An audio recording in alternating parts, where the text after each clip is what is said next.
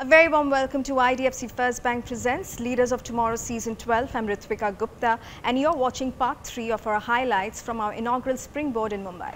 Tonight on the show we'll be focusing on an insightful panel discussion titled Building the Future of MSMEs in India. The discussion explores the broader challenges and opportunities facing MSMEs with a focus on effective financial management and essential lessons that are key to thriving in a competitive and ever-changing market landscape.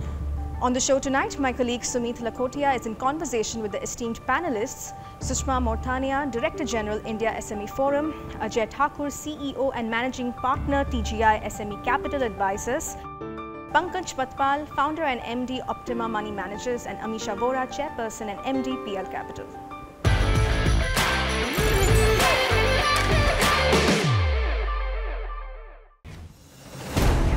Mumbai, India's financial heartbeat and a city of unending possibilities. A hub of growth, innovation and opportunity, driving India's economic ambitions.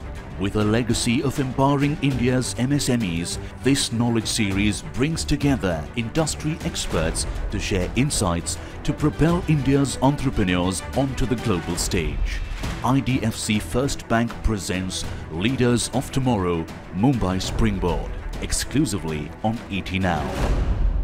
First up, see, एक ज़रूरी बात है. I'm from the media. We're always searching for the headline. So I will turn to my right side, two experts here, and I have to start with the SME IPO market. We have to talk about resourceful automobile. If you don't know, this is a SME that IPO'd looking to raise 12 crore, and they have been oversubscribed 400 times. That means they got subscription for 4,800 crore rupees. Before we get into ye kaise hua, how this is, ma'am and sir, ma'am, anybody from your company, any of your customers, have they applied for it? And sir, have you put money into resourceful automobiles? You know, I'm the one who has created the SME ecosystem in India. So I know this space a lot, this equity market in 2010, when I was given this charge. Let me tell you, doctor, you are sitting here. I was not getting a single person who was ready to buy this concept that SME platform ever take off. And last 12 years, since I started this SME platform, I met almost 41,000 SME promoters. Yeah. Spoken on 2,500 seminars, 100 webinars. And you know, to bring the SME promoter for listing was the biggest and most difficult task. Post 2022, we have seen huge subscription coming on all the SME companies. Most of the SME companies were getting subscribed 150 times, 200 times, 300 times, 400 times, and all sort of investors were investing. So resourceful, whatever the name you say, is not an exception for at the first place. On that point, sir, I'll bring ma'am in. Amisha ma'am, your thoughts, same question on this currently, maybe on the larger picture of the SME IPO, because I mean our audience is all SMEs and MSMEs here.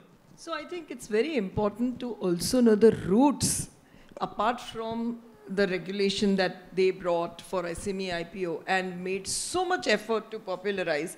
He would know that on NSE SME platform, on the first advisory committee, I was also the member, and I knew always we used to think how to encourage yes, for the IPO.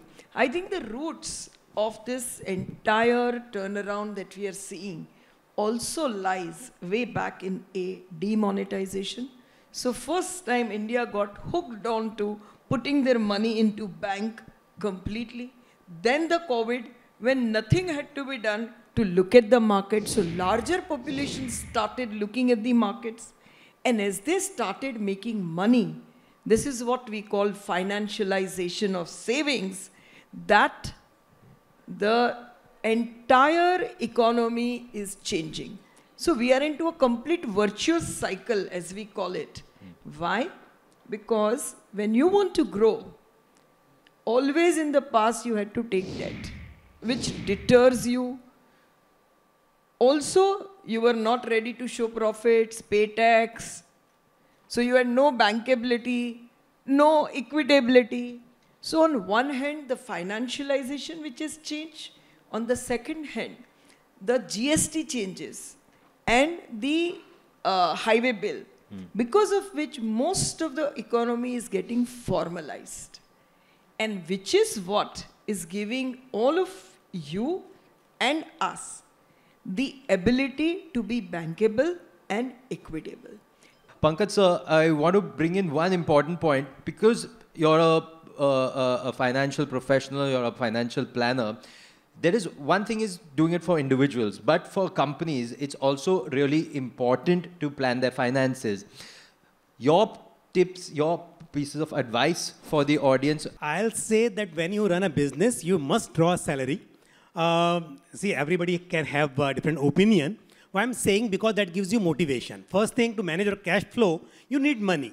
So whether running business, along with that, you have to manage your family as well. So for your personal expenses, you need money. So that is why I don't say that your salary has to be very attractive, but at least a bare minimum you should draw. And one, because you need that. Second thing, it will give you motivation to run the business. And sir, any other tips that you would have for all the SMEs here on just managing that cash flow? Because what happens is, it's an unfortunate statistic, but a large number of MSMEs, startups, SMEs fail in the early years of business. Market could be one reason, but there's also the money factor. So just your thoughts from a finance planning perspective. Exactly. Sumeet, see, whether personal finance or financial planning for the business, what is important? See, for business, if I talk about, one is that you have to have access to capital. You should be able to secure credit and managing your cash flow. So for securing credit, like in personal finance, same thing is in business. Your credibility, you have to build relation with the financial institutions so that whenever required, you can raise capital, you can secure credit. But more important is managing cash flow. See, sometimes what happens, you earn something, but you're not able to manage it properly. So your expenses, your earnings should be well aligned.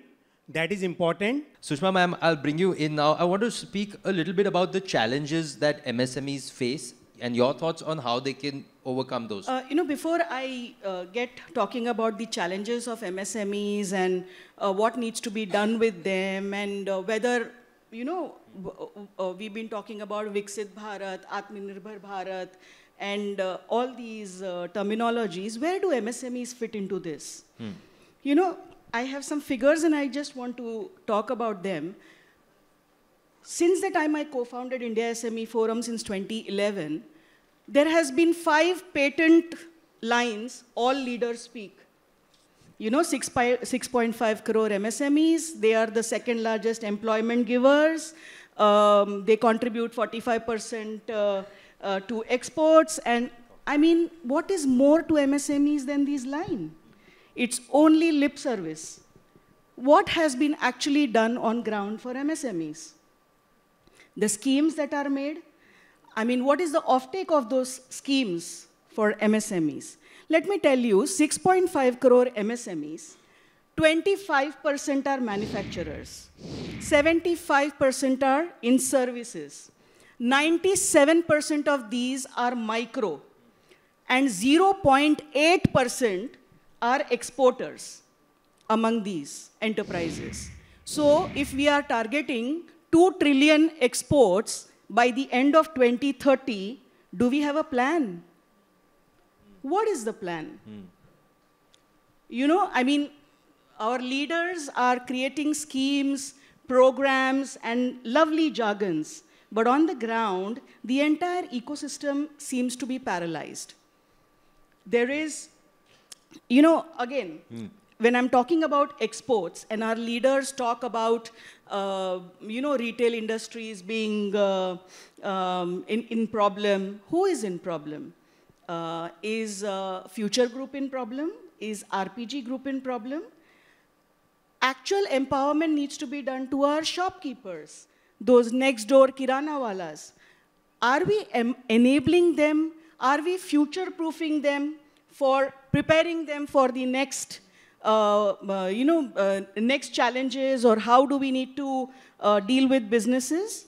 Everybody likes to talk about MSMEs, MSMEs, MSMEs. Nobody understands what MSMEs is and what their actual challenges are, what their needs are. Nobody knows. We want 3 lakh new MSMEs. Do we have a space here? Where do we give them space? A plug-and-play infrastructure. They do not have money to set up offices, take land, build buildings. A plug-and-play structure. Maharashtra being my karma bhumi, okay, I have an office here, born and brought up here. Most industrialized state, it takes pride in saying that. We do not have an MSME department here. We do not have an MSME policy here. You know, so when we are talking about MSMEs, are we really thinking about what they need? Are we even planning about what we need from them, enabling them, empowering them? We're not doing anything. Compliances, you know, 26 days in a year is required to comply for GST. Another 8 days for ROC, another 8 days for ITR filings, yeah? And 270 days of working. So actual 220 days entrepreneurs work. Where will we get efficiency? Where will we get productivity? You know, we talk about cross-border e-commerce. I mean, we have just 2% of share in cross-border e-commerce. And it's going to reach 2 trillion. So, I mean, you know, we need serious planning, we need serious thinking, and we need serious empowerment, serious work on the ground to actually handhold MSMEs, mentor them, and, you know, enable them to actually become big. Absolutely, ma'am. And we are trying through these forums, through all the events that we do, and we're continuously trying to engage with policymakers, with the government to bring these up, because that's kind of the mantra of what this platform is about, because we understand that the need is to somewhere help these MSMEs, SMEs, and how these are very important and very great points that you have raised. So this is definitely food for thought for the audience, for our viewers, and in fact for us and in the media to carry this conversation ahead. It's time for a quick break here. We'll be back shortly. Stay tuned.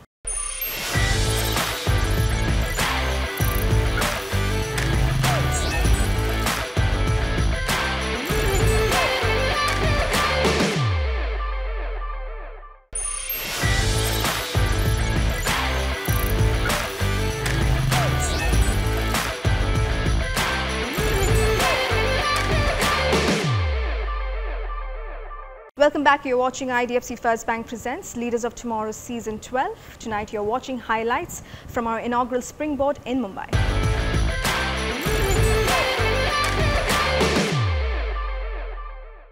Amisha ma'am, you know, you and I were just speaking earlier before we got onto stage, talking about women at the helm of SMEs, MSMEs.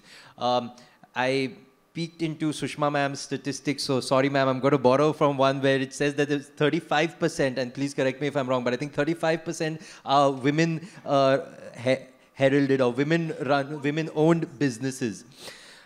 What should it, in your experience, because you're a successful businesswoman, your experience, your advice to, well, there are a few women MSME participants here, but there'll be many others watching the show. Your advice, how can we get this 35% to 50%? Your thoughts? So if you ask me, 35% is a very good number, because in so many forums, we keep hearing that globally and in India, the women director itself is around 10-11%. Yeah, it's such a low number. So 35% owned businesses in MSME owned by women is a good number. And I feel that while I understand that there is a huge pain and there are lot needs to be done to support the growth of MSME businesses, I still feel that a lot of policies which have helped for this, you know, MSME loans for parlors and all these small loans would have really helped these businesses.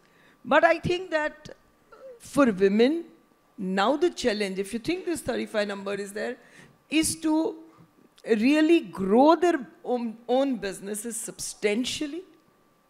And some of the things which will come very handy for growing your own business manifold is always same for men and women, I feel, and that is getting over your mental block.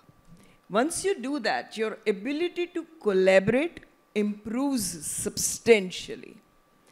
And beyond that, to grow your business, as I've been seeing that for women, initially there are times in the journey, because we always share a larger responsibility in family than men, there is a period where one needs to be a little more firm, sacrifice a lot of social life if needed, personal life of course, but once you get over that phase when you are having larger responsibility for family, I think that by that time women become so much more focused and powerful that there is then no limitation. So first is to keep your resilience during this period. Second is to collaborate more so that the growth opportunities come to you also. You can employ people, you can grow faster. And lastly, I feel that now, because I myself took over my business, and we were 4 partners, 4 personal guarantees, and from RBI to SEBI to BSE, NSE to IRDA, everybody had to give me permission being the individual owner. All the banks had to continue the line of credits and bank guarantees. It took me a little time, but it all happened to individual women. They gave all these things. So I still believe that there are no defects by birth in being ambitious, being women or men. It's only that as a woman we may need little more perseverance and little more patience and an attitude of not to live till we achieve. Fantastic. Those are very important words, and this is I advise to all women and the men out here. If anybody asks you as to why women can't do something or why women should not do, just tell them that that's what she said. That's what Amisha ma'am said, and that women can do it.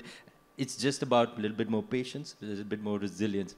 Ajay sir, coming back to you, one important point I want your thoughts to guide SMEs here who are looking to take a bigger leap. I mean, because we are talking about how they can be future ready. Your point of view, not just about the exchanges and raising funding, but overall, with your huge bank of experience in the industry, dealing with so many thousands of SMEs, how have you seen them, and what would be your advice to the audience from your interaction with so many SMEs? Let me tell you, I have met almost 41,000 SME promoters. Let me tell you, they were great personalities, very skilled people. They know their business very well. But only thing, you know, where they lack is the lack of ambition. Okay? Wow. You know, this lack of ambition is resisting them. Unless until we change our mindset, let me tell you, we can't grow. I'll start, sir, Pankaj sir, and then Sushma ma'am, and then back here. Just last thoughts that you would like to leave with the audience on the future of MSMEs that we are here talking about, sustainability, sustainable success, and financial management. So, Pankaj. Sustainability and financial management. See, raising capital or securing credit, that is one part, but managing money, that is equally important. So, I have seen many times, entrepreneurs, they have money lying in their current account, not earning anything. So one example is that you transfer that money to fixed deposit, it earns some interest. But apart from that, there are many other ways also. For example, there are some low risk mutual fund schemes, for example, arbitrage fund, liquid funds, or overnight funds even available. So your money, whatever you have, one, that there should be good alignment between income and expenses, and whatever is available with you, that should also earn something on that. That is important. So for sustainability of the business or to manage cash flow, that is very, very important. Thank you so much, sir. Ma'am, your thoughts, closing comments? Yeah, for entrepreneurs, I mean, yeah, I would say that, you know, rather than working in your business, you start working on your business. You know, because they get too bogged down in daily routine stuff and daily struggles, I would say. But instead, if they would just be little open, start reading, make themselves aware about what is existing, what kind of you know, benefits await them, what are the opportunities. So if they were to explore more, I believe they would learn more and they can make a very well-informed choice and you know, make better decisions for their enterprises. Thank you for that, ma'am. Yeah. Amisha, ma'am, your closing thoughts? I think in the closing comment, I would very firmly say that this is India's golden decade. The opportunity in front of us cannot be seen, whatever may be the color of our hair, with the rear view mirror. What the period which is now is not and was never existent in India. And this is going to continue. So please make the best for your business. And as you open up, you will see the kind of response you are getting. So this is the best time to grow your businesses, do whatever transition that you want to do in terms of size, scale, productivity, profits. And we, the market people, call wealth creation by way of